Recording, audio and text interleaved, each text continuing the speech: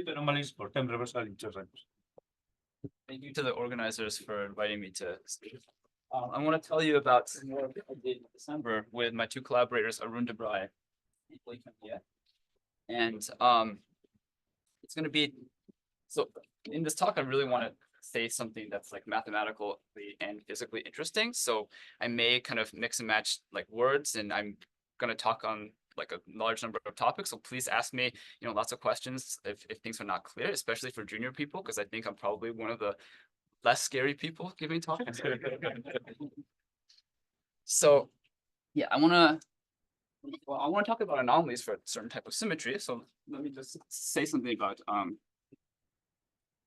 symmetries for actually, today I'll just be talking about Abelian Chern Simons.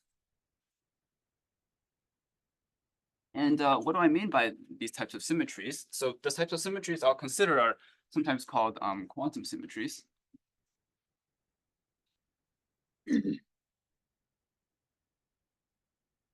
And what I mean by these quantum symmetries is that it's a symmetry that you can kind of that you can kind of ask for your theory that preserves some modular data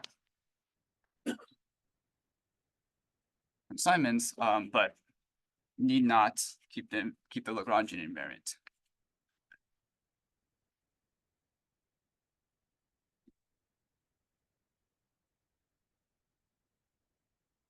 And so usually these types of symmetries end up being kind of like a permutation of the lines that you might want to consider. So the types of Chern Simons theories, and then you have the objects in this, which is the lines.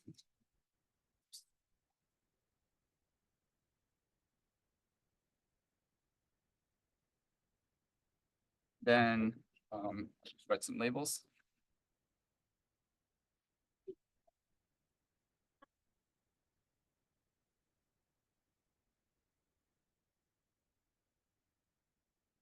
So you have a bunch of operators, and then this label alpha is supposed to be something going from 0 to k, and I would really just consider this one as a U1 level k, or K-1 U1 level k Chern Simons theory.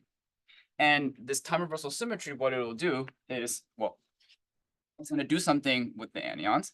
And I'll say that you have a time reversal symmetry if you take the time reversal acting on this thing equals to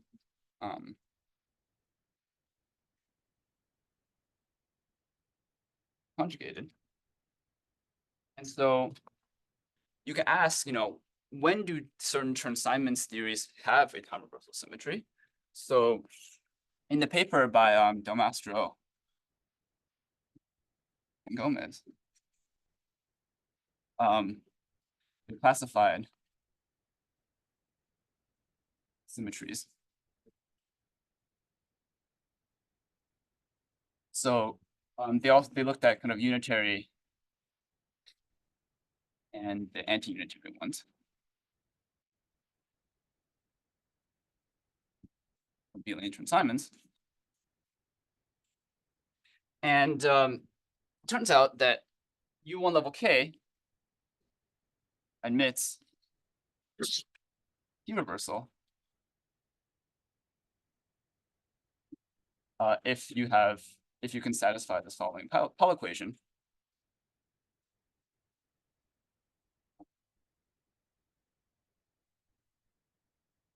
So in particular, what it does is it takes an anion and it maps it to Q times the anion mod k.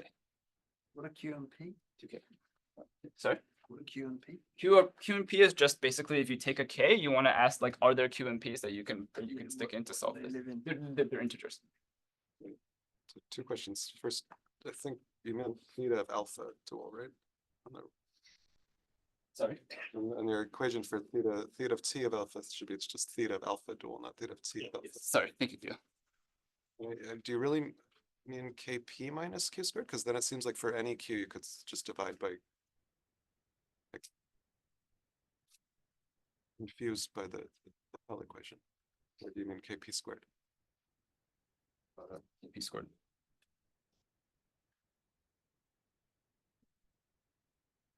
So, in the ones that emit time reversal, the ones that I'm going to consider today, well, the Chern Simons Chern Simons I'm interested in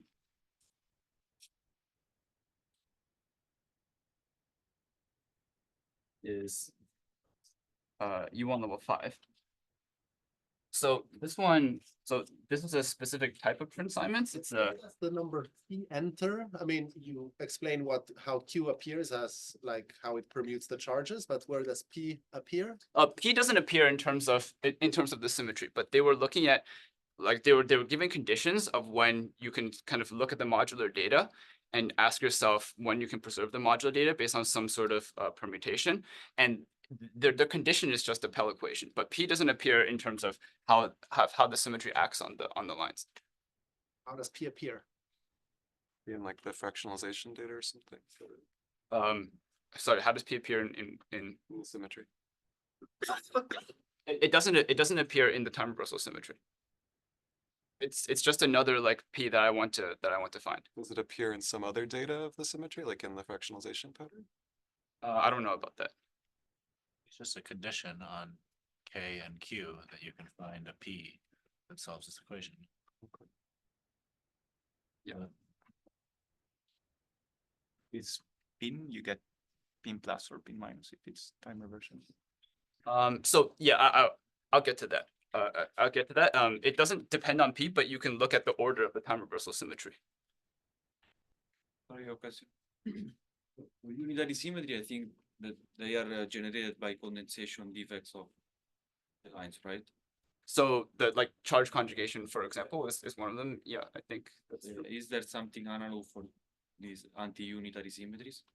That's a question that I've been asked before. Like what is the surface operator that generates anti-unitary symmetries? I don't know the answer to that question. It's not something that I understand, but I do know how to build something that will implement like charge conjugation, taking alpha to minus alpha.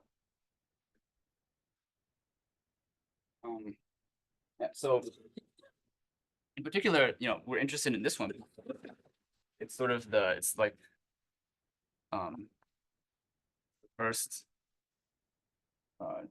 Chern Simons that has a time reversal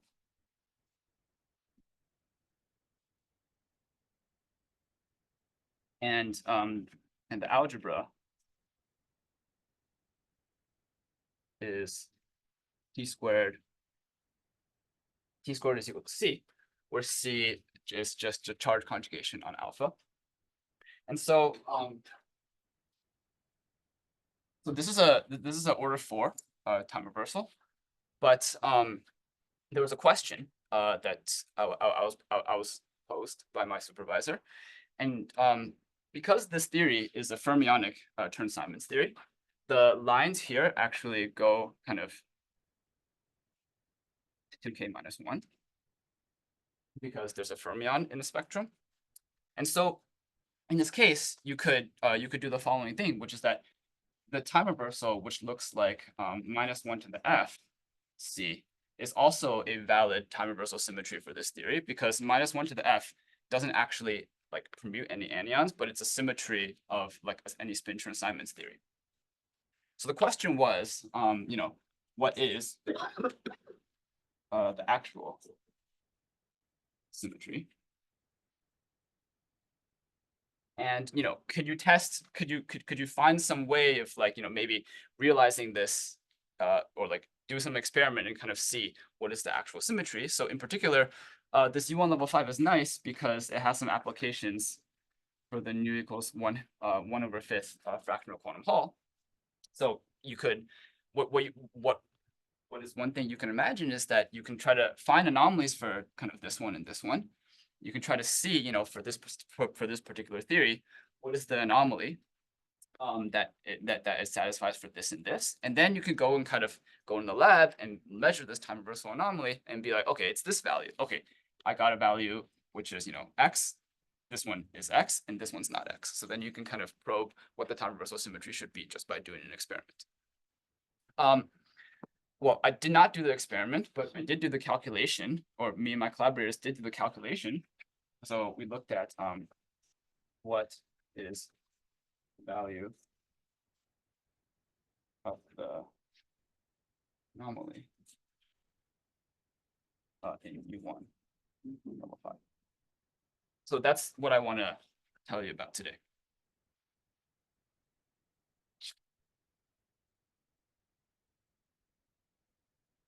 So, This line defect, so these labels 0, 1, 2, up to 2k minus 1 spin theory. So are they such that the spin structure extends over half of them? So like twist. that's right. That's right. So you can think of it's sort of 0 through 4 are like one of them, and then the other ones are the same lines but decorated with a fermion on top of them. So it's kind of, you take the same line and then you attach the line 5 to everybody, and then you double the spectrum in that way. So if that's what you mean by What I mean, I think what happens if you have one of these lines and you look at the spin structure around this line, does it extend to the disk which it bounds or not? So does the spin structure extend across the line for all of these lines or not? only some of them, only half of them. That was my question. Yeah, only half. You actually can factorize the theory into a like purely bosonic part, which is SU5 level minus 1 times tensor product with a fermion SPT, right? Yeah. So, and the fermion SPT has T squared. Well, the bosonic part has T squared. So you just take the composition and can get, and on how you want, like depends on how you want to demand the T, like well, yeah. So maybe, well, I don't know whether it's easier or not. Maybe you can just consider the theory as the factorized theory. Yeah, if you consider in the factorized way, you get the spectrum that I think I was describing to Tango. It's more easy to see it in that way because you have 5 lines, then you have 1 in the fermion, and then. Small confusion. Isn't minus 1 to the F the dual symmetry that arrives if you gauge the T2 subgroup of the one form symmetry generated by 1 and the transparent fermion? Sorry, the dual of what? So when you have 2K lines, you always have a T2 symmetry. T2 subgroup of the one form symmetry, which is generated by 1 and the transparent fermion, right? Yeah. If you gauge that, you get 3 lines and a dual symmetry. Isn't minus 1 to the F this dual symmetry? I'm working. So sorry, I'm working in the fermionic case. You want to? I'm not gauging anything to get to the fermionic case. I'm just starting off with the fermionic theory. Okay. You can indeed gauge minus 1 to the F to get a bosonic theory if you want. But this is not an emergent theory from anything that I've gauged starting off with you.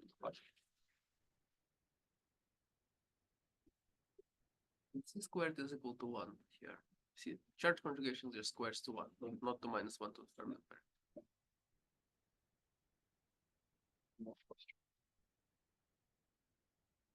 So to answer this question, I will answer it in 2 parts. So first, I'll classify the anomalies.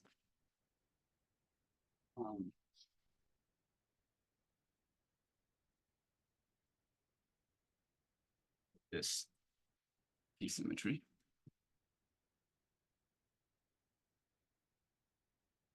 So it is given by some Abelian group.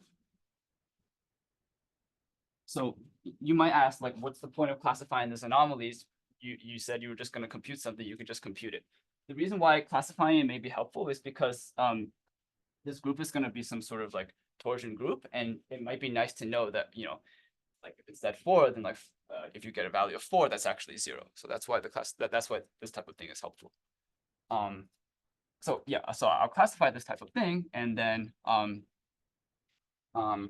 one of the important tools that goes into actually getting the classification correct is that we use the Smith homomorphism.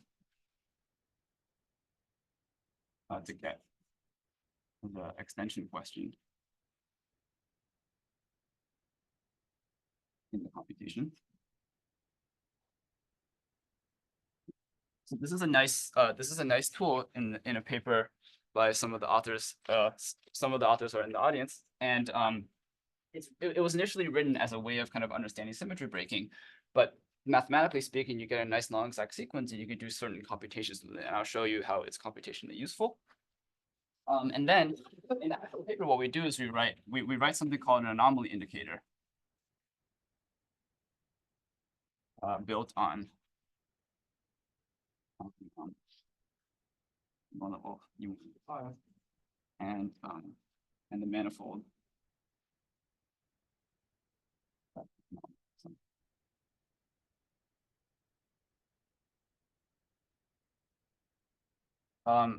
So I'll speak a little bit about this later on. I'm not going to actually write the anomaly indicator for you. Instead, I will just hack the problem and show you that you get the same answer as if you did do the anomaly indicator, which is much more involved.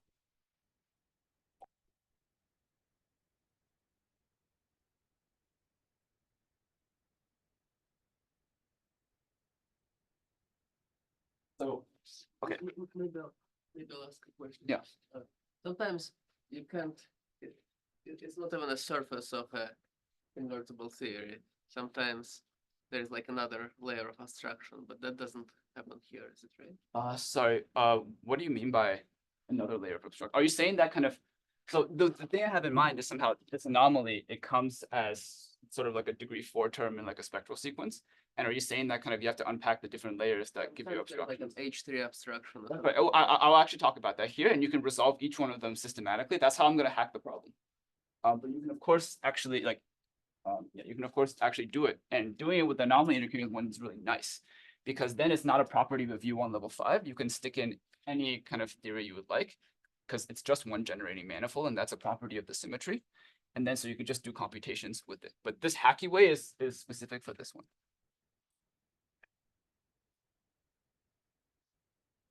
Can I ask a silly clarification? You said not to be afraid of you, so I should have asked this like 5 minutes ago. When you wrote the algebra as t squared equals c, what is c? And can you just remind? Oh, this is, so it's, Which is just this, so it takes alpha, so C alpha minus alpha. okay, thank you.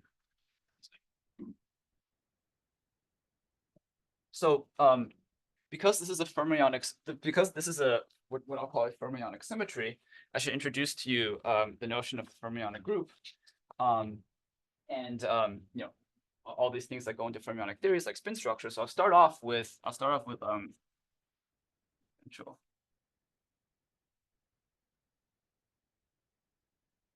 With the tangential structures. So for us, I mean, I'll just use like spin structures. Sorry, another question.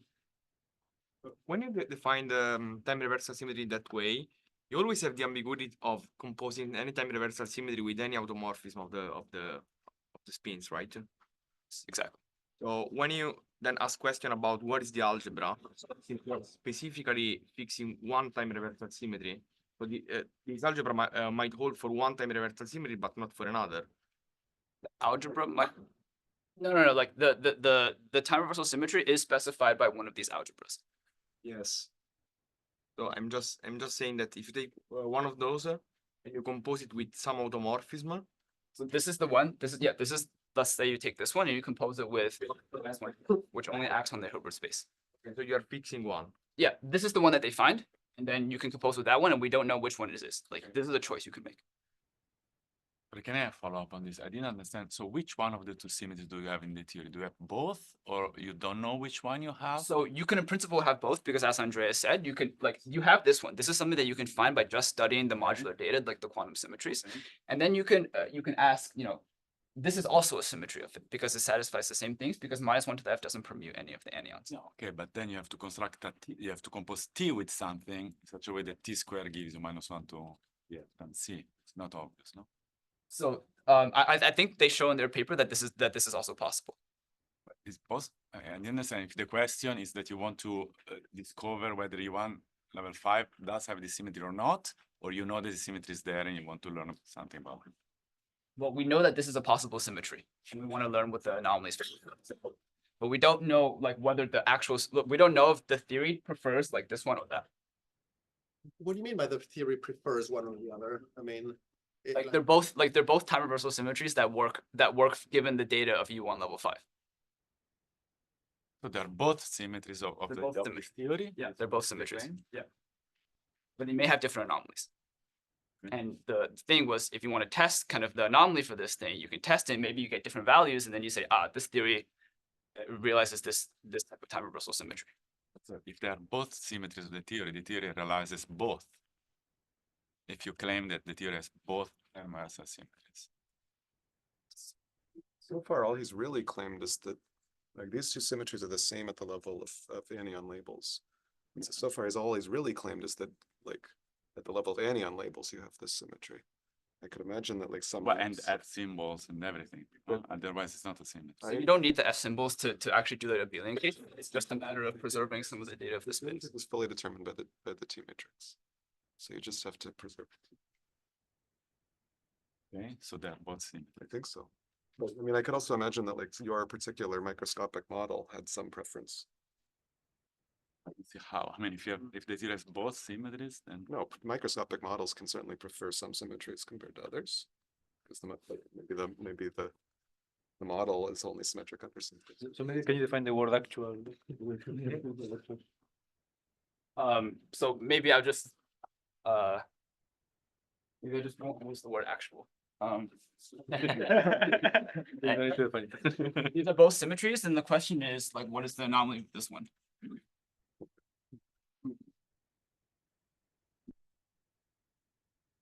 Andre and then Max.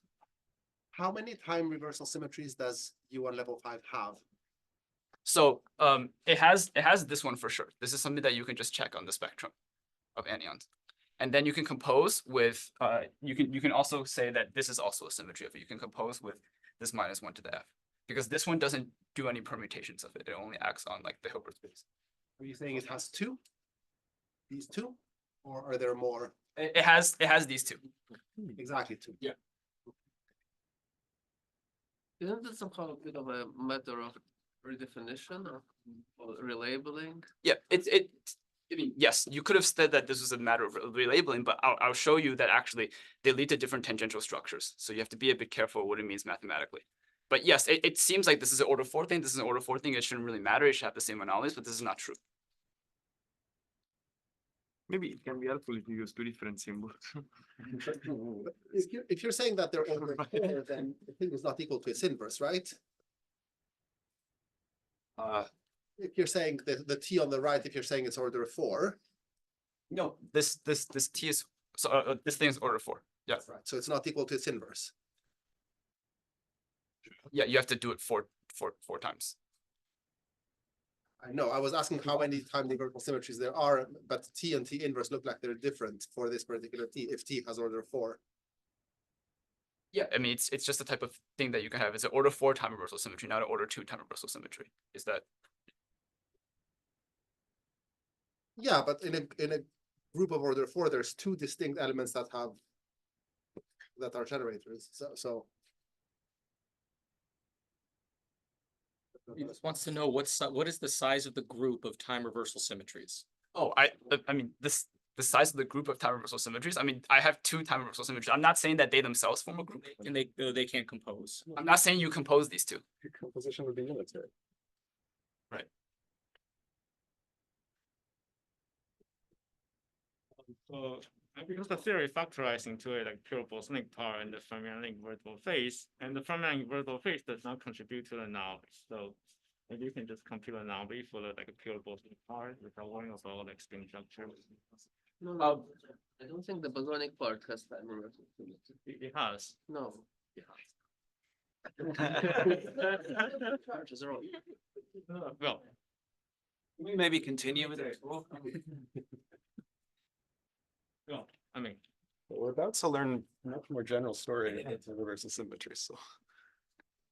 be a little bit more scary. I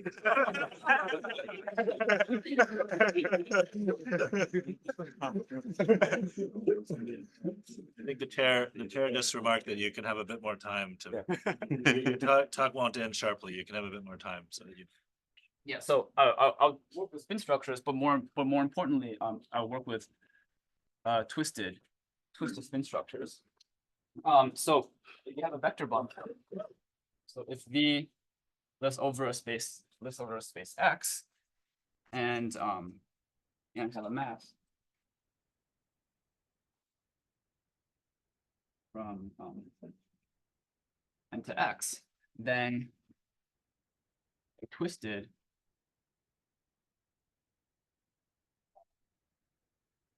I'll say a X V twisted spin structure on M is a trivialization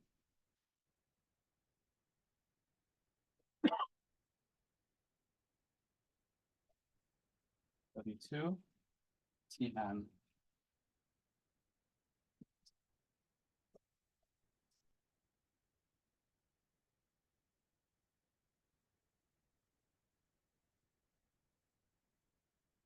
realization of this W2 class.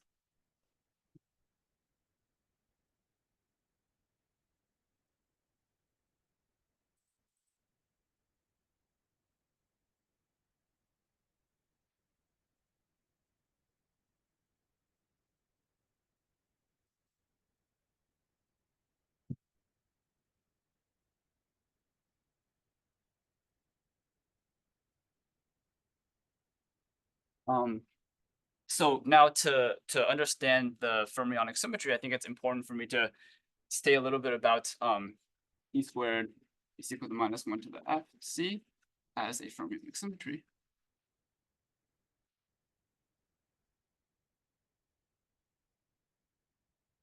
So the way to think about this is, let me define a fermionic group.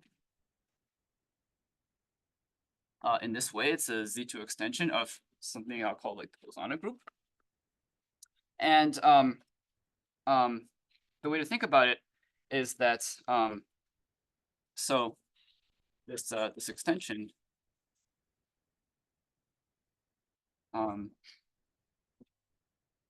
is given omega in H2 D2, and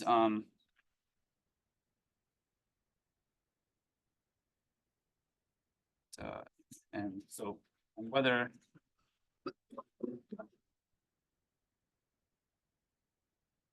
symmetry unitary or not is given by a class H1.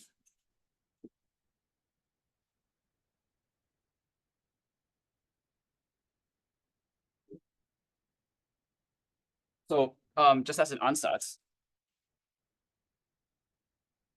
I'll kind of take this as the data. What does Tm plus V mean? Sorry. What does Tm plus V mean? So I have yeah, like I have the tangent bundle in my manifold, and then I have another like vector I bundle. guess it's the Whitney sum, but you don't have the same base, so I guess you want to. Pull back along the map path. Yes, we pull back along the map path. The idea is that on these manifolds that I have my theory on, I also have some bundle, like a Z4 bundle from this case, and then I F star V. yeah, F star. That's right. I should have wrote it like that, but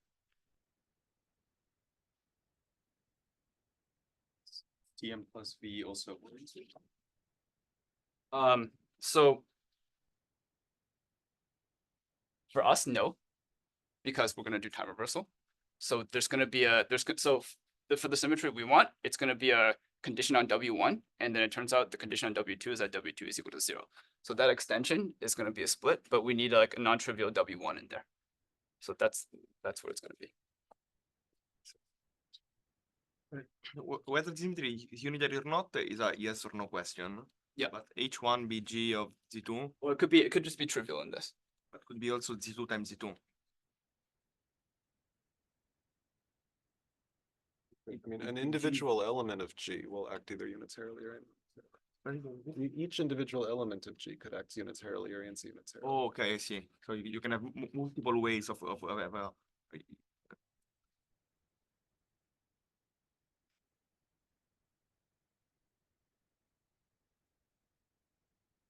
So, yeah, so if you have vector bundle B over BG, I will take W1B is equal to S omega. So the particular type, the particular type of symmetry I want to consider written in this language is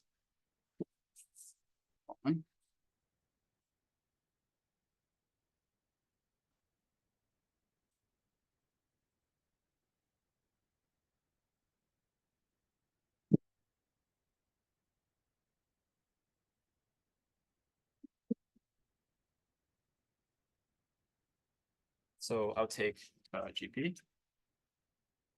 BZ4. S is not trivial. And omega trivial. So in other words, I have W1 is equal to W1B, W2 is equal to 0. And which representation of Z4 is this? This B? Which representation of Z4 is the V? I guess it, what is it, just the sign representation of the mod 2 reduction? It's yes, it comes from Z2 inside Z4. So this type of symmetry structure, or this type of tangential structure,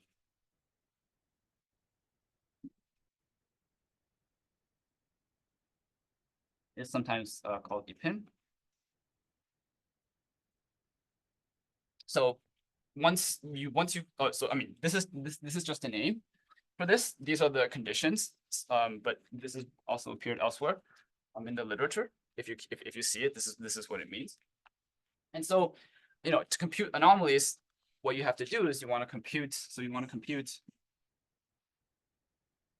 this this Bordesson group in degree 4 of spin of the D4 twisted by, well, basically twisted by this vector bundle. So, I mean, what this is it's a maybe. So this computation, you can do it by computing the same thing. I'll just write epin into U1. And so we have techniques of how to do this, namely, we can compute something like this using a spectral sequence. And in the spectral sequence, if you have something like this, you can approximate it using the cohomology X and then just spin Bordesson.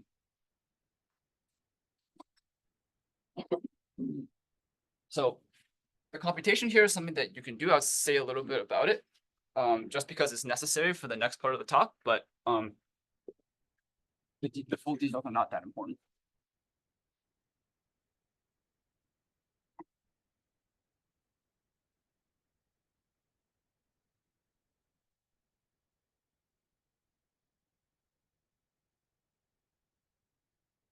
So you want to compute something that looks like, oh, I probably wrote it too low.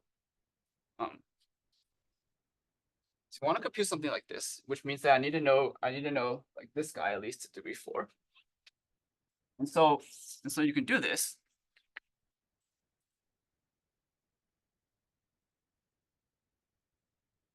So these are supposed to be the groups of this thing. And then. So at the end of the day, what you want is, so. 0. So there are these many elements in total degree 4 that you have to kind of think about.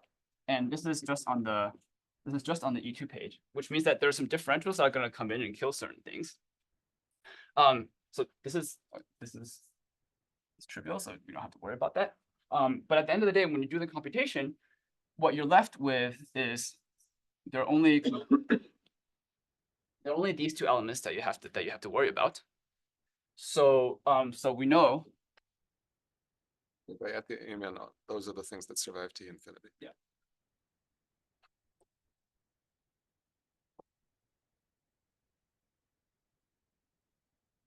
Order 4 on the infinity. But we don't know. So this is like U1T, right? This is U1 with time revert. This is a That's- twisted U1. That's right. So the way you can think about this is I have a Tom spectrum here, or you can think of it as twisted coefficients for the untomified thing. So I can maybe put like a sigma here if you like. Yeah, I do like that. or go in more detail, I would make you happy, Theo. So there's an extension question here, and these extension questions are notoriously, they can be very difficult, and we thought about this for a long time. So the way to resolve this extension question is now going to be using the Smith homomorphism. So I'll say a little bit. Yeah, I'll say a little bit about that, and then we'll actually do this.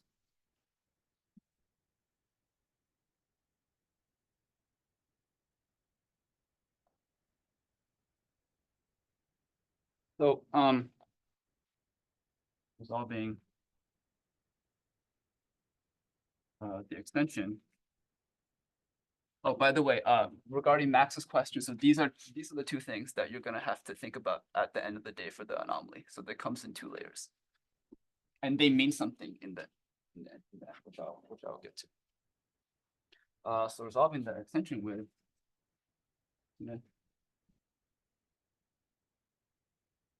So, to set this up, I'll set it up kind of abstractly. And suppose I have 2 vector bundles over your space, rank R and R prime.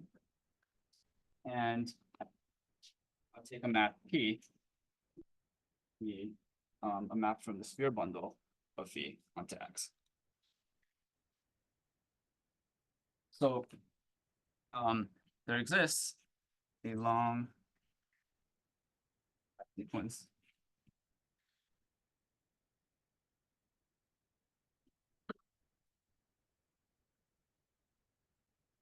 which is Rx C for some tangential structure in degree K.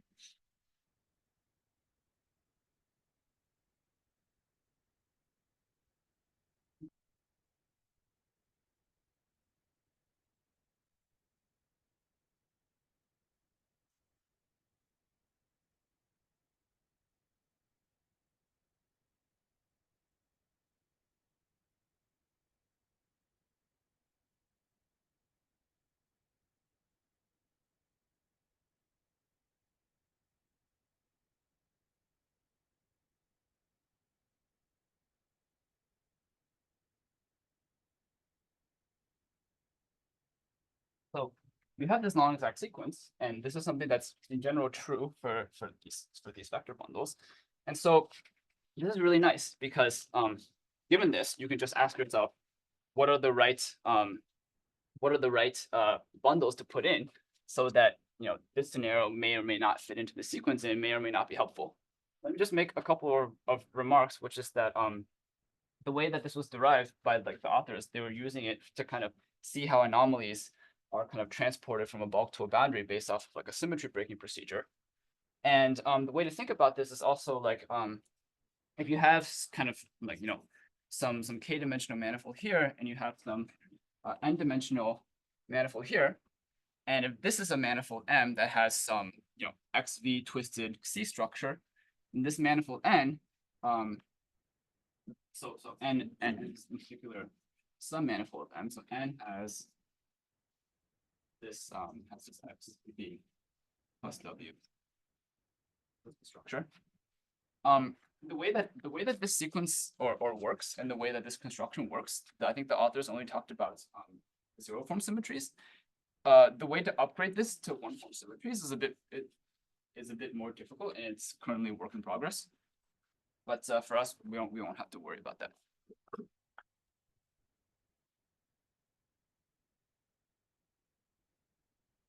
And framework, psi for you will just be spin. Yep.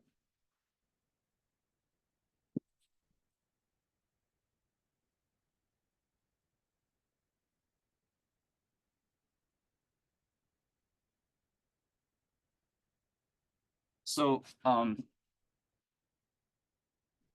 take W to be equal to, okay, I terrible name because I used V before. So this is a genuine problem. When I introduced the bundle that had W1 of Tm equals W1 of V, let me replace it with sigma. So then take W equals this, V equals, it's a trivial one.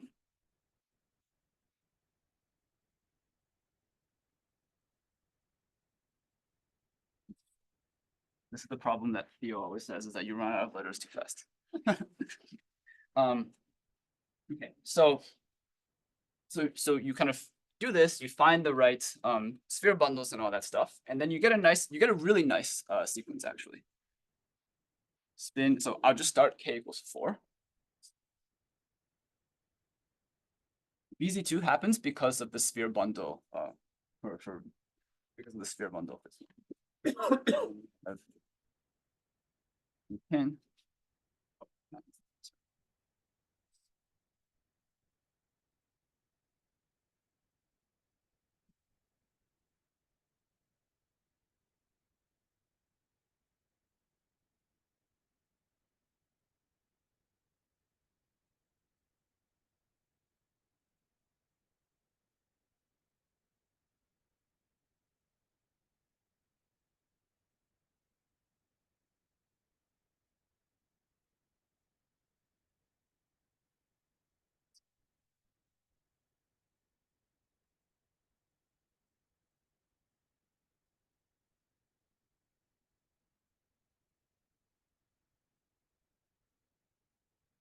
So great. So this is nice because we know how to compute some of these things here, except for this one. So this one is 0. This one here is equal to Z4. This one here is equal to Z. And I said that this thing was a torsion element of 4, and it's a it's a finite group. So therefore, this map here is an isomorphism. So the conclusion is that the thing we were trying to compute was a Z4 instead of a Z2 times Z2. Let me just make a remark about the case where T squared is equal to C. Okay, that board is long gone. In the case where T squared is equal to C, because I didn't invoke the fermionic nature of it, this is a twisted, it's sort of a twisted orientation. In this case, you can use properties about oriented bordisms. So instead of E pin, it's called E, and you can compute this into E4, and this thing is genuinely Z2 plus Z2. So the classification of anomalies are very different for the two. Describe a generator as a manifold, explicit EP structure. Yes, it's a complicated manifold. The manifold looks like this. It's a manifold which is basically an S2 with a Klein bottle fibered over it non-trivially. I need to pick also where to send some of the generators here in the homotopic groups to get a Z4 bundle. I was hoping not to explain that. It's a bit complicated. But indeed, it is a manifold with a Z4 bundle. So I need to, it's not just this, but I need to also equip it with the proper Z4 bundle structure. So this calculation depended very much on killing that omega 5 term, how hard is that calculation? This one is like, I've never done that calculation, but I don't know, so I've never tried. this is a harder one. That's even harder. Okay. This is not that bad. Okay. What is the generator of the five-dimensional 5 manifolds? ED4? Is this some lens space? Probably. I actually don't know. I don't remember. Sorry. But sorry. Okay, so for the last bit of the talk, I would just tell you how to resolve this. Or does this board go down and this board goes up? Yeah. They both go all the way down as needed. I like to write a little bit higher. Hopefully it's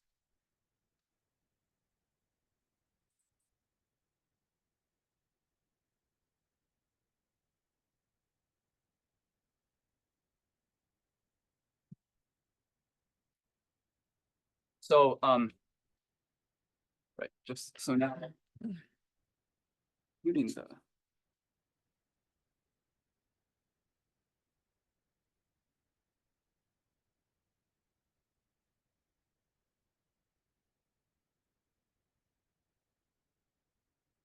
If, I'll use something called, it's called the anomaly cascade.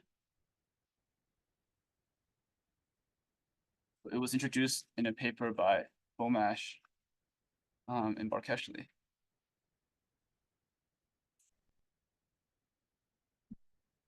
And the idea is that, like each layer of the anomaly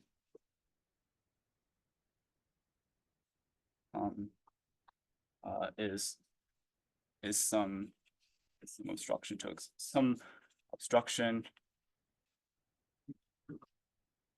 extension. And I'll tell you what this means.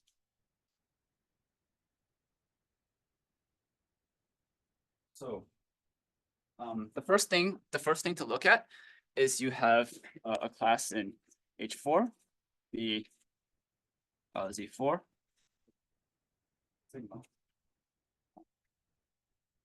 So the authors of this paper gave this an interpretation. This it's an obstruction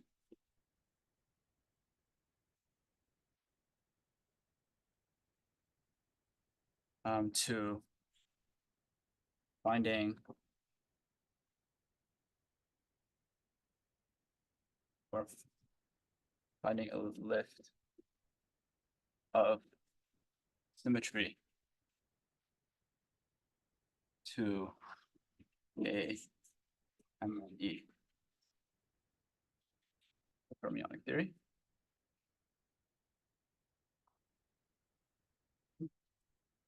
So this question is actually very explicit.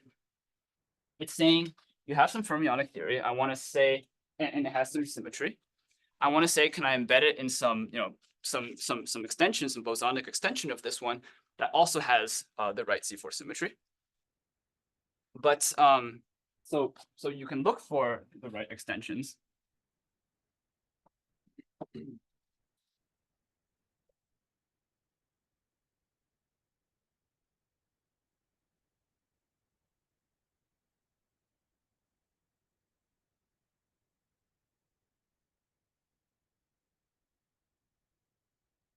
So the natural candidate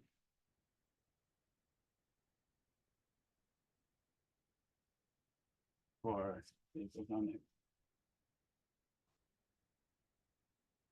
extension is U1 level 20. This was proven in a paper by Brulart, Galindo, Haag, Ning, Plavnik, Roel, and Wang. But there's a problem.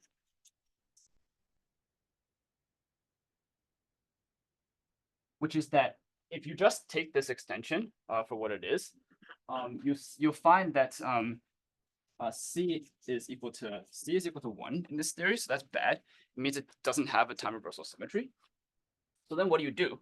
So there's a procedure.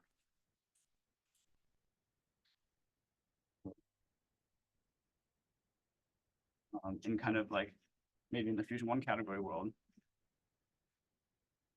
called zesting.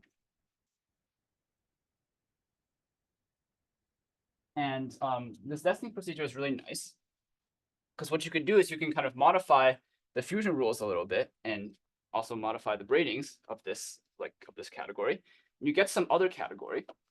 And in doing this zesting, what you can do is you can kind of modify the central charges by the proper numbers. You can't modify the central charges by anything you like, but you can modify it so that you can kill the C equals 1 just to get a C equals 0 thing. So basically, we're just looking for like a zested version of this that actually works. And the one that actually, and so it turns out that you can actually do this. You get a Z2 cross Z10 abelian theory.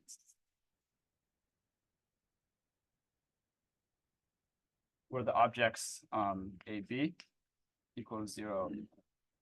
The objects are labeled by A and B. A is equal to 0, 1, and B is equal to 0, 9. And I can write the R symbols for you. A1, B1. There's some expression for this.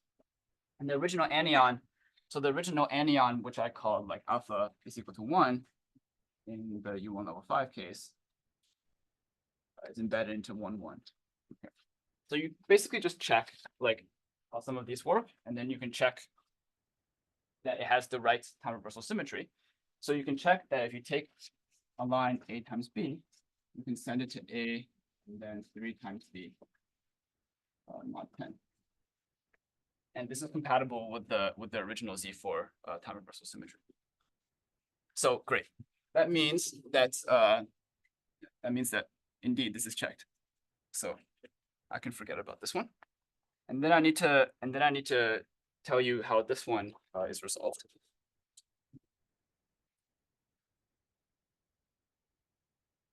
So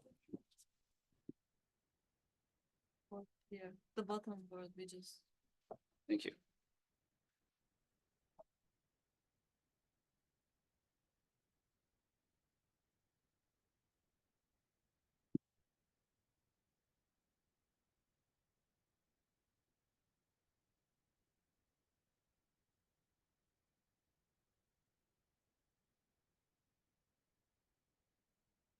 So I have one more layer to actually do.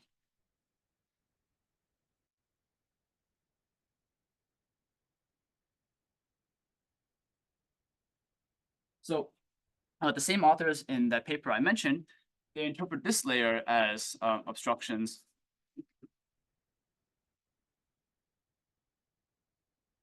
extending the symmetry fractionalization.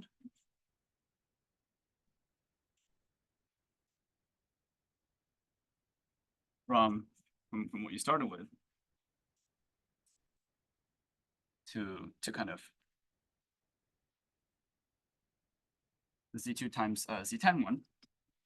And H2 or H3? sorry. H2 or H3? Oh, thank you.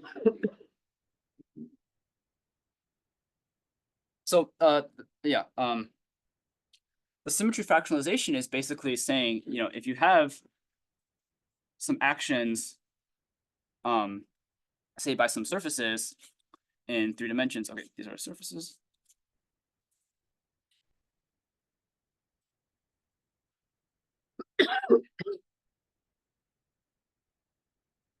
And you want to act this on some anion A, then you can expect, so these what they call eta symbols gives you a natural isomorphism between this one and then acting GA is just a U1 phase. You can imagine passing here versus passing down here. And so you solve, so basically, these things, they have some consistency conditions with respect to this group associativity.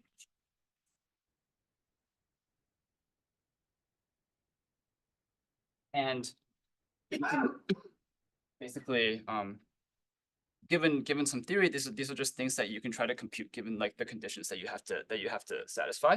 There's some more details which I think I'll skip for the sake of time. But anyways, you should just know that these are very computable types of things. Oh, okay. If you could.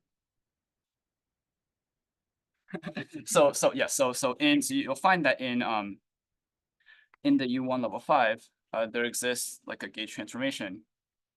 There exists a way to set alpha equals to 1, and also you can do so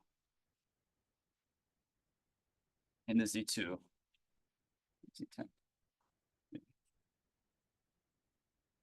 So you've extended the symmetry factorization pattern to the bosonic theory that you found. So then this thing is also 0. So the final answer is that the anomaly for this U1 level 5 theory is just 0. Yeah, maybe that's all I really wanted to say in terms of the contents. I just wanted to make a couple of remarks about the anomaly indicator, which I did not talk about. So as Mayuko asked, this generating manifold is a very complicated thing, right? It was some time bundle for S2. And the right things to check, and plus there's also some Z4 bundle. So the way we constructed this thing is that we were inspired by the Smith long exact sequence, which has a little bit of like topology built into it. But you can just check that this manifold has the right like properties that I wrote before about the W1s and the W2s. So that's a very explicit check. And you can just write the anomaly indicator for this thing. What is the anomaly indicator? It's a cobordism invariant, and it only takes into account the spectrum of whatever U1 level, whatever theory that you like to consider. And it's a very nice thing. So we find like a handle body decomposition of this thing, and we write the anomaly indicator for this. And then indeed, we check that the answer is 0, which agrees with this method that I outlined for you today. So I think I can stop here.